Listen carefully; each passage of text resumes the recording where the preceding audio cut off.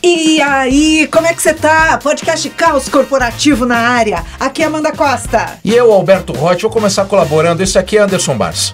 Ah, muito bem, obrigado. Será que isso aqui é Anderson colaboração? Bars, né? E o Roberto Reutemann tá lá, Colaborou. comeu palhacitos pra começar o episódio. Colaborou comigo, me apresentou. Muito bem, neste que é o último episódio. Chegamos ao fim da temporada. Podia continuar essa temporada, pois não podia? é, temporada Controle-se. E pra encerrar, a gente escolheu o tema colaboração. Afinal, quais são as barreiras para colaborar no ambiente corporativo? Boa. Estamos começando. Roda!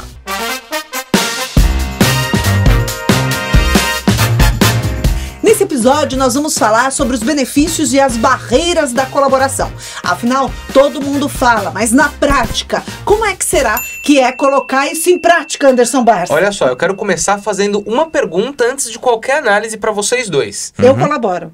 Vocês acham que no ambiente organizacional existe colaboração? Vocês acham que a colaboração é um valor de fato para as pessoas, que a gente vê ela em prática no nosso cotidiano? Eu acho que tem mais competição do que colaboração.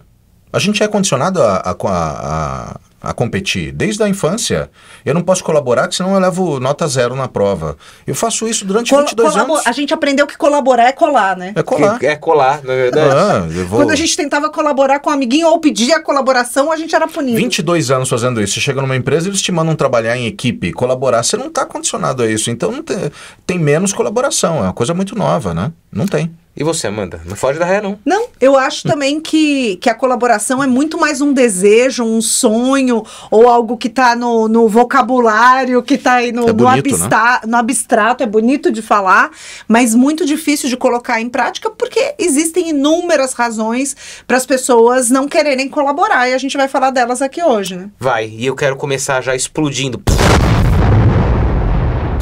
as nossas cabeças. Sabe por quê? Olha aqui o que eu trouxe para vocês. Um estudo liderado pela Universidade de Duke, nos Estados Unidos, descobriu que a colaboração está codificada no nosso DNA.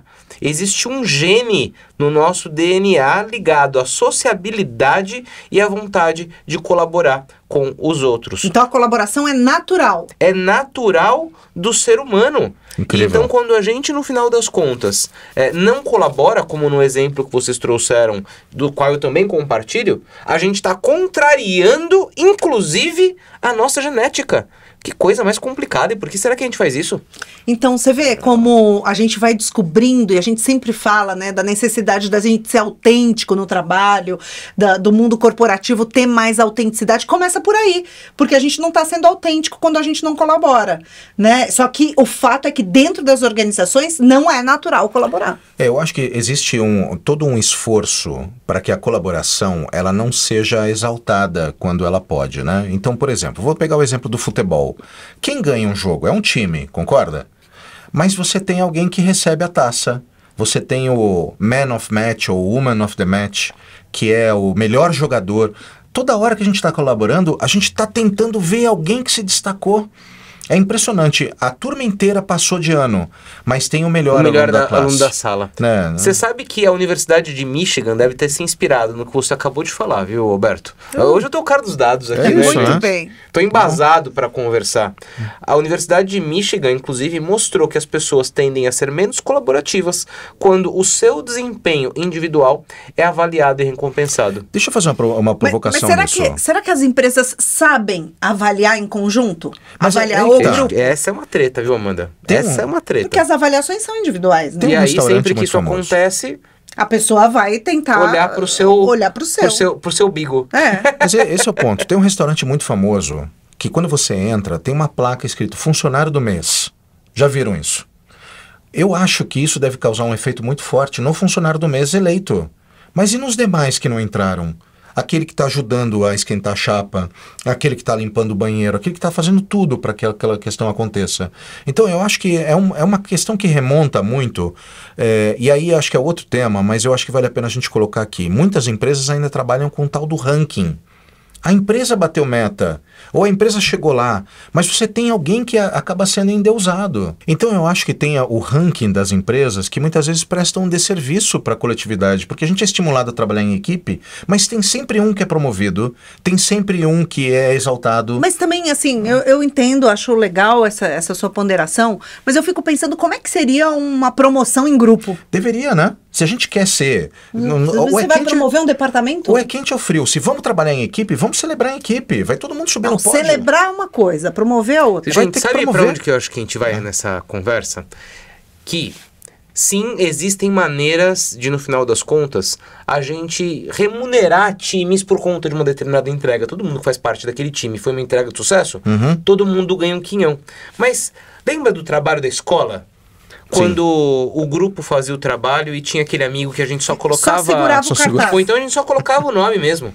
Nem segurava o cartaz. Nem segurava o cartaz. E é o seguinte, uma vez, 2 vezes, 3 vezes, mas depois você começava a ficar meio pé da vida com esse cidadão, né? Não queria mais fazer grupo com ele ou com ela e assim por diante. Então me parece que é o seguinte... Eu acho que a gente precisa assumir que por conta dos nossos modelos de remuneração, a gente sempre vai chegar na colaboração até a página 20, ou seja, a gente vai ter uma colaboração ótima nas organizações? Não, porque a gente ainda não descobriu um modelo em que essencialmente a gente consiga remunerar as pessoas por uma performance coletiva e também, ao mesmo tempo, destacar quem teve de fato um desempenho acima, né? Desempenho acima. Que é justo. Né? Então, no final das contas, isso vai fazer sempre com que nos ambientes das organizações a colaboração vá até um determinado ponto, né? E aí... Por conta disso, talvez a gente tenha que ter algum tipo de ritual, né? Ou então a gente tenha que trabalhar com a cultura dessas organizações para que, beleza, né? A colaboração está impedindo a execução de um determinado trabalho, o que a gente faz em relação a isso, sabe? Mas é sempre um desafio, é um tema que tem que ficar na pauta das empresas. Eu acho que o lance da colaboração parte também porque as equipes, elas olham o comportamento dos chefes. Então, assim, me pedem para que eu colabore, mas o meu chefe anda nas próprias panelas, ele não abre, não diversifica, não está conversando com muita gente. Então, eu acho que uma das questões do Walk the Talk é super importante no processo de colaboração, né? Eu estou colaborando com a Amanda aqui, ela está do meu lado, eu troco informação, dou a caneta para ela quando ela está lá no telefone, mas o meu chefe faz isso. Você está num ambiente onde a colaboração só acontece na base da pirâmide, não adianta ficar cobrando, né? Porque o líder não é o primeiro ou a primeira a demonstrar isso de verdade, né? Agora, eu acho que muita gente sabe quais são as barreiras da colaboração, mas não custa lembrar, né, Anderson? Ajuda a lembrar que a gente tem a questão do medo de perder o valor individual. Com certeza. Sim. Porque isso, inclusive, está ligado com os nossos modelos de carreira. Medo de perder o valor individual. Eu vou fazer o trabalho aqui junto com você, e aí você vai ser reconhecida e eu não. E eu não, né? A coisa de, colaborar leva tempo, né? Realmente leva. Leva, porque se a gente está colaborando... imagina, vamos pegar uma colaboração muito simples. A gente vai acabar aqui a gravação do podcast e vai almoçar. Sempre alguém cede.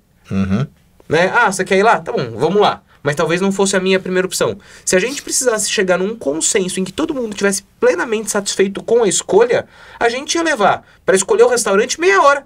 Percebe? Eu nem acredito em consenso, né? Consenso não existe. Pensa bem. Existe consenso? Olha... Talvez não, né? Mas tem um exemplo legal que você está falando que aconteceu esses dias. Eu acho que foi o Anderson, até contou para nós, né? Ele estava numa reunião e tinha um executivo e que estava procurando a colaboração do funcionário dele. E aí ele deu a famosa frase, falou assim, olha, eu preciso disso e não tenho tempo de te convencer. Então colabora comigo porque eu tô mandando. Puxa, mas essa frase nasce com um paradoxo. Colabora comigo porque eu tô mandando. Porque eu sou teu chefe. Ou então tem outra que eu ouvi outro dia, né? Agora a gente não tem tempo de conversar a respeito dessa pauta. Então todo mundo cala a boca e rema. Que o chicote canta. Tá bom. Meu Deus, é rindo pra não chorar, né? Cala a boca e rema é ótimo, né, gente? Mas vamos voltar aqui então para as barreiras da colaboração, né? Então, a gente falou que colaborar leva tempo, que eu vou perder valor individual, o que mais? Dá muito trabalho e é mais fácil eu fazer, porque até a hora que eu explicar o que você precisa fazer ou mas colaborar contigo... Mas dentro do colaborar leva tempo? Eu acho que tem a ver com... Eu vou perder o controle. das coisas. Eu acho que são duas coisas, inclusive, né? Uma é, colaborar significa que eu vou ter mais gente participando comigo de uma determinada decisão ou de um conjunto de decisões, e às vezes eu não quero. Né? Eu vou perder o valor individual. Uma coisa acaba levando a outra, né? Certamente. Se eu decidir sozinho, eu vou ser mais rápido, né? E eu posso perder o controle, inclusive. Pode perder o controle, você pode, enfim, né? Fazer tudo isso acontecer. Mas tudo sempre diz respeito ao fato de eu querer a minha estrela brilhando, né? Eu tenho um quê de ego aí, né? Tá relacionado a como as empresas avaliam as pessoas, né? Então, assim, olhando, tentando responder aqui a pergunta, né, que dá nome ao episódio, como colaborar mais, eu acho que a empresa precisa estimular esse tipo de comportamento nos seus colaboradores, né? É um exercício de ausência de ego e vaidade, inclusive, né? Porque muitas vezes, aliás, tem uma diferença entre colaborar e cooperar, eu acho que a gente já deve ter falado isso aqui em algum momento. Colaborar é quando eu termino o que eu estou fazendo e te ajudo. E cooperar é quando eu paro o que eu estou fazendo e te ajudo. Claro que não tem um certo e errado, você vai ter que avaliar a tua atividade para ver se você vai até o final, que é mais importante do que o teu colega está pedindo, ou se você para e imediatamente começa a ajudar o outro. As empresas falam em colaboração, então colaboração é, termina o que você está fazendo e dedica tempo para ajudar o outro. As empresas estimulam isso. Agora, o ponto é o seguinte, e pelo menos como a gente vem trabalhando todo esse tema com, né, as organizações. Gente, tudo diz respeito a olhar menos as suas próprias entregas e olhar o valor que a gente precisa gerar para o todo, né? Então, como é que eu faço? Puxa, às vezes eu estou tão focado aqui na minha entrega, mas se eu olhar o todo, a minha entrega é a mais relevante para o momento ou não? Né? O exemplo que eu já dei aqui, de uma empresa, por exemplo, de agronegócio, esse eu tenho certeza que eu já dei, de uma empresa de agronegócio em que chegava o caminhão para descarregar, e aí chegava no horário que estava fechando lá o armazém. O pagamento de hora extra ia custar R$500. Aí o que acontece? O gerente lá do armazenamento falava, não, já vou fechar aqui porque eu não posso exceder minha meta de hora extra, né? Sendo que o caminhão parado no pátio custava R$3.000. Então, para não esgarçar a meta individual dele de hora extra, ele dava um pênalti para a organização de R$3.000, que poderia ter sido de 500. Então, quando a gente começa a exercitar esse tipo de visão nas pessoas, partindo do pressuposto que nunca vai existir um modelo meritocrático perfeito, talvez a gente comece a desenvolver um pouco mais esse raciocínio, sabe? Sim, e isso requer um ambiente de confiança, né? Eu acho que colaborar tem a ver com isso. Esse ambiente, essa cultura da empresa precisa ser uma cultura de confiança, porque assim, se ele tivesse, neste exemplo, né, se houvesse esse clima de confiança, provavelmente ele poderia levar essa informação para alguém, para um superior, existiria uma segurança ali para poder compartilhar essa informação e tomar essa decisão, né? Agora, isso está assim atrelado à minha inteligência do como que eu componho as metas da organização. Eventualmente, se o peso maior da remuneração variável tivesse vinculado aos principais objetivos da companhia... Os gerais, né? Os gerais... Ajudaria. Talvez a decisão dele fosse diferente. A banda falou de confiança, eu quero falar de uma outra coisa, de comunicação. Porque às vezes você tem muita gente dentro das empresas que quer colaborar, mas não sabe como. Eu não sei no que você está trabalhando, eu não sei o que você está envolvida. Então, eu sou louco para colaborar, eu acho incrível. Mas não chega até a mim essa visão sistêmica, ninguém me conta nada. Então, acho que tem comunicação, tem confiança, mas também tem que ter um momento, talvez para a área parar, um ritual de falar, em que cada um daqui está trabalhando. Porque às vezes você fala, Anderson, isso que você está fazendo eu tenho pronto. Vou te ajudar? Ou então eu falo com fulano que você está tendo mais dificuldade. Então eu acho que colaboração... Ou existe uma pessoa com uma habilidade que vai fazer você ganhar muito mais tempo. Muito mais tempo. Né? Mas tem uma pegadinha aí na sua fala que é importante a gente esclarecer aqui. Que a gente sempre combate, assim. Eu gostaria de colaborar, mas eu não sei o que estão fazendo. Procure saber o que os outros estão fazendo. Um desculpability, então, assim, né? Tem um desculpabilityzinho aí no meio que a gente gosta sempre de pedir para as pessoas saírem fora desse lugar. Né? Vai atrás, procura saber. Então, a empresa não implementou um ritual de compartilhamento de todas as atividades. Ok, corre atrás, conversa com as pessoas. Então, a comunicação é importante também nesse sentido. Mas proatividade. De conversar com a pessoa, de tentar descobrir qual é a dificuldade que ela está passando, de tentar se colocar no lugar dela, de oferecer apoio. E parar de falar assim, ninguém me pediu ajuda, né? Mas ninguém me pediu ajuda, eu também não ajudei ninguém. Ninguém você falou também não ofereceu. Você só age quando te mandam, então. Né? Exatamente. Isso, né? Esse lugar é um lugar que a gente não gosta. Pois é. Eu gosto quando o Anderson fala que a colaboração, a história da colaboração nasce quando a gente é expulso das árvores, como um macaco, né? Então tem muitas referências bibliográficas que mostram que a gente vivia feliz nas árvores, como macaquinho. Aí de repente você é expulso. Você é expulso, cometeu algum delito lá pro macaco rei, sei Deu lá, né? uma cutucada na orelha de alguém lá que não devia. E aí você cai no chão, e aí você vê que tem outros macacos revoltados. De espécies diferentes. De espécies que também foram expulsos, né? E eu falei assim, então vamos começar a colaborar entre nós pra gente sobreviver. E aí nasce, olha o que virou, né? Olha o que virou. Virou a sociedade, né? Virou a humanidade. Né? Nós somos frutos da colaboração. É verdade. E da revolta também, né? Somos revoltos. Ou não? Bom, não é que não ficou nem opção, não foi uma rebelião. Não foi igual o Planeta dos Macacos, pô, né? Cara. Um contra o outro. Tava lá, precisava sobreviver, é isso. Vamos junto ou não? Né? É isso, e na empresa é assim, vamos junto, né? É isso. Pô, é isso aí. Olha só, eu queria agora vocês já perceberam que a gente já tá no tom de encerramento dessa história. E eu queria, né, já que a gente está falando de colaboração, citar uma frase da antropóloga Margaret Mead, né, que fala o seguinte: nunca duvide que um pequeno grupo de pessoas conscientes e engajadas possa mudar o mundo. Então, no final das contas, gente, é a colaboração que faz com que nós sejamos capazes de ter feitos grandiosos. A gente precisa estar aberto para ela e, no final das contas, independente de tudo isso que a gente falou, colaborar é uma escolha. E tem uma referência também. Se quiser aprender mais sobre colaboração, o autor da moda é o Emmanuel Gobineau. Ele fala muito sobre isso. A gente até estava falando assim, vamos citar o Emmanuel Gobineau.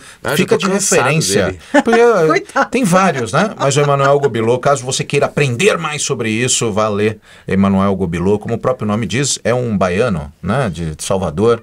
Cara incrível, né? Emmanuel Gobineau.